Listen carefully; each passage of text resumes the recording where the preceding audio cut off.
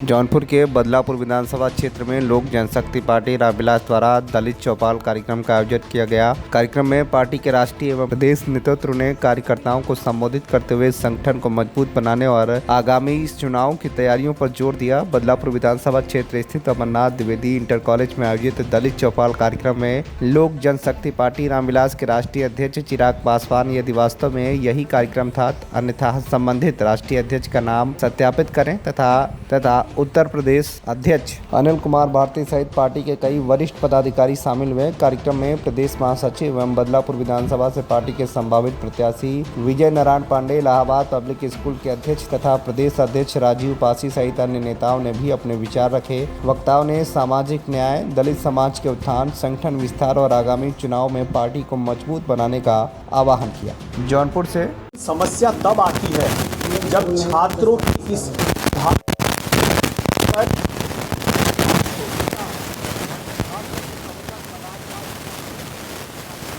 आदमी पार्टी जिस तरह से सीढ़ी लगा करके अपनी राजनीति को चमकाना चाहती है, अपनी राजनीति उस आई हुई भीड़ पर पलना चाहती है, हम लोग इसके सख्त खिलाफ हैं। ये छात्रों की भीड़ है, छात्रों से बात होगी, किसी राजनेता से बात नहीं होगी।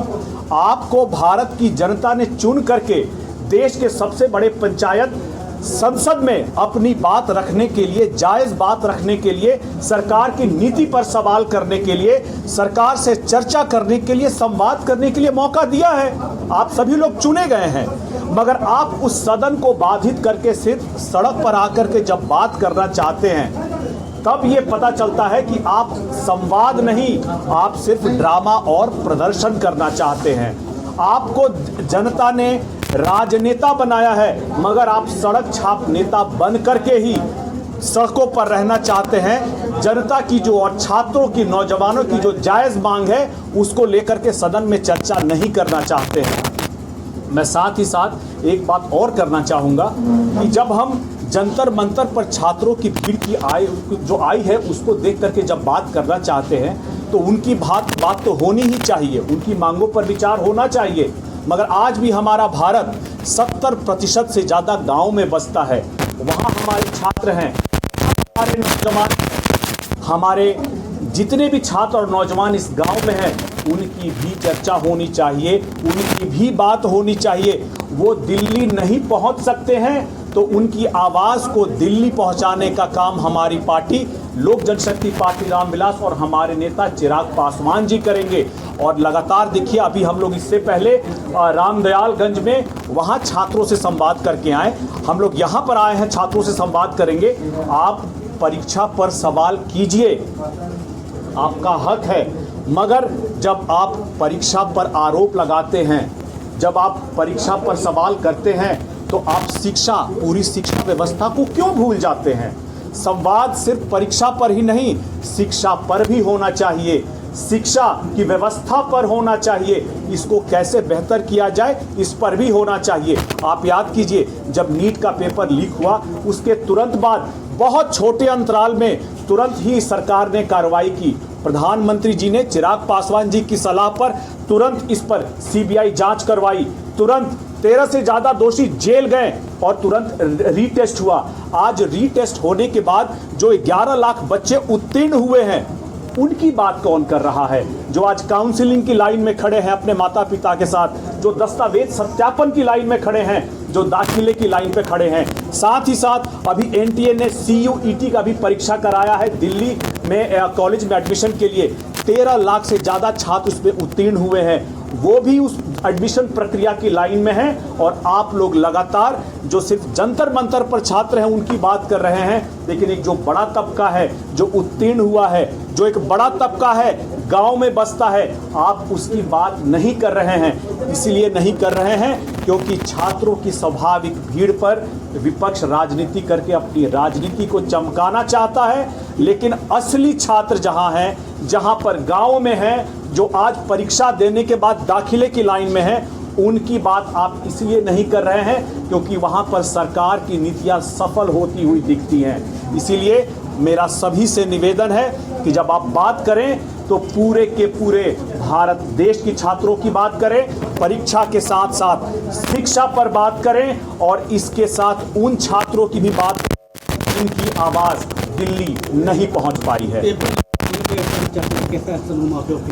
सरकार ने तो एक्शन लिया है, प्रधानमंत्री जी ने एक्शन लिया। देखिए, पेपर लीक होने के 9 दिनों के अंदर पेपर रद्द हुआ, सीबीआई जांच शुरू हुई, 13 से ज्यादा लोग गिरफ्तार किए गए और रीटेस्ट हुआ। आज उस रीटेस्ट में 11 लाख बच्चे उत्तीर्ण होकर प्रक्रिया की लाइन, एडमिशन की लाइन में खड़े हैं, काउंसिलिंग के लिए खड़े हैं अपने माता पिता के साथ। आप उसमें दस्तावेज सत्यापन के लिए खड़े हैं। ऐसे में, और आज आपने देखा होगा, प्रधानमंत्री जी लगातार छात्रों से सार्थक संवाद कर रहे हैं, विपक्षी नेताओं से नहीं कर रहे हैं, छात्रों से संवाद कर रहे हैं, क्योंकि हमें इसमें कोई भी विपक्षी पार्टी को बीच में दलाल नहीं बनाना है और ये दलाल बनने के लिए सिर्फ आए हैं, छात्रों की बात करने नहीं आए हैं। छात्रों से संवाद हो रहा है और जैसा प्रधानमंत्री जी ने कहा था, 50 से ज़्यादा जो आरोपी थे उनको बर्खास्त किया गया है। और अभी आपने देखा होगा, कुछ देर पहले सांसद होने के तौर पर मैं आपको बता सकता हूं कि नई कानून, नई नीति सरकार की आज सदन में पेश हो गई है, जहां इस पर और क्या कड़े नियम बनाने हैं, इस पर चर्चा होनी है।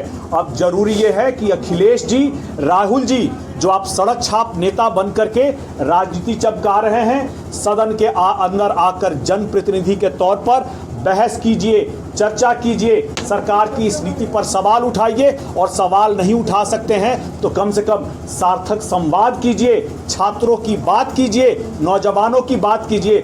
सिर्फ और सिर्फ सड़क पर अपनी राजनीति नहीं, राजनीति को माध्यम बनाइए इन छात्रों के लिए और नौजवानों के लिए सार्थक बातचीत और सार्थक अवसरों के लिए। पेपर लीक का जिक्र होता, सुभाषपा के विधायक बेनीराम का बड़ा चर्चा होती है जो भाजपा गठबंधन में है। अगर वो दोषी पाए जाएंगे तो मैं आपको स्पष्ट कर दूं कि कार्रवाई उनके ऊपर भी होगी, और कोई भी लिप्त पाया जाए, चाहे वो पक्ष में हो या विपक्ष में, उसके ऊपर कार्रवाई होनी चाहिए, क्योंकि ये छात्रों और नौजवानों के भविष्य से जुड़ा हुआ मामला है, ये किसी राजनीति से जुड़ा हुआ मामला नहीं है। विधायक की भागते नजर आते हैं मीडिया के सवालों से, भागते नजर आते हैं क्योंकि उनके पास सवाल के जवाब नहीं है, और सवाल के जवाब सिर्फ जिनका आप नाम ले रहे हैं उनको ही नहीं देना है, सवाल का जवाब अखिलेश जी को भी देना है, जो आज सवाल उठा रहे हैं दिल्ली में। याद कीजिए, जब सत्ता में थे तो सीपीएमटी के पेपर लीक हुए थे, यूपीपीएससी के पेपर लीक हुए थे, और जब छात्रों को उनको जवाब देना था, छात्र जब लखनऊ में खड़े होकर के उनसे सवाल कर रहे थे तो वो छात्रों पर लाठी चार्ज कर रहे थे।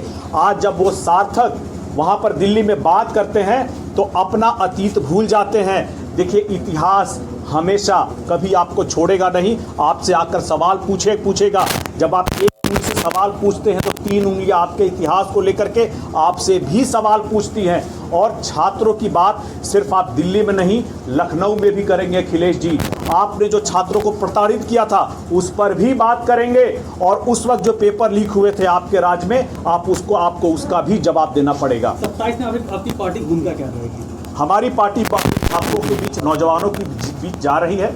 मुझे नहीं पता कि अभी भविष्य में हमारी पार्टी जो है कैसे यहाँ पर मजबूती से राजनीति के परिप्रेक्ष्य में अपने आप को स्थापित करने का जो प्रयास कर रही है, हम कितने सफल होंगे, मगर छात्रों की बात, नौजवानों की बात को मजबूती से लखनऊ से, सीतापुर से, जौनपुर से, गोरखपुर से उठा करके दिल्ली ले जाकर सदन में उठाने का काम मजबूती से करेंगे। आखिरी सवाल, चंदा चोरी को लेकर अयोध्या में विपक्ष लगातार घेर रही सरकार। एकदम, देखिए, चंदा चोरी, देखिए, भगवान राम का जो भगवान राम का है, सब कुछ भगवान राम का है, लेकिन भगवान राम की चंदा चोरी में जो भी सवाल उठे तो कार्रवाई भी तो अंदर से ही हुई।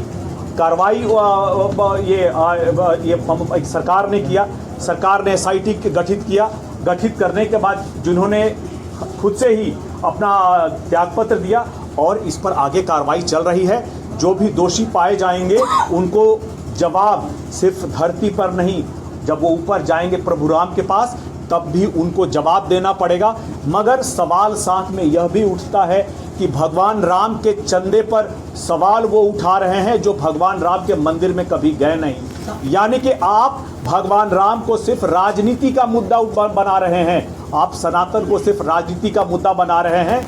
आप में, अगर आप सचमुच में भगवान राम के चंदे पर बात करना चाहते हैं तो पहले आप भगवान राम की पूरी बात कीजिए, उसके बाद उनके चंदे पर कीजिए। क्या सर आपके 27 में जो चुनाव होगा, क्या आप गठबंधन सीट से लड़ेंगे या अकेले लड़ेंगे? हमारी तैयारी की मैं बात कर सकता हूं आपसे। भविष्य में क्या होगा मुझे नहीं पता, ये हमारी पार्टी के संसदीय बोर्ड हमारे नेता को तय करना है। मगर कोई भी गठबंधन से पहले संगठन आता है। मैं संगठन की बात कर रहा हूं, मैं अपनी पार्टी के संगठन विस्तार की बात कर रहा हूं। संतोष कुमार की रिपोर्ट, TV1 इंडिया न्यूज।